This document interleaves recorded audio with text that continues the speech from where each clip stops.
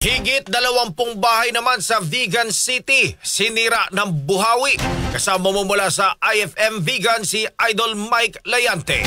RMN Live Report! Nakaligtas man sa hagupit ng bagyo, hindi naman nakawala sa lakas ng ipo-ipo ang ilang mga kabahayan ng Barangay San Pedro dito sa lungsod ng Vigan. Ito ay matapos tumama ang malakas na ipo-ipo sa nasabing barangay. Aabot sa 25 na kabahayan ang nasira dahil sa nasabing ipo-ipo. Ayon sa ilang mga residente, nagulat na lang ang mga ito nang biglang dumating sa mga kabahayan ang malakas na hangin. Dahil dito, agad na binisita ni Vigan City Mayor Randy Singson ng mga residente na agad namang nagpaabot ng tulong kasama ang mga kawani ng CDRRM at City Engineering Office na agad namang nagsagawa ng assessment. Wala namang naiulat na nasaktan sa nasabing pangyayari. Kasama mo dito sa IFM Vigan, Idol Mike Layante.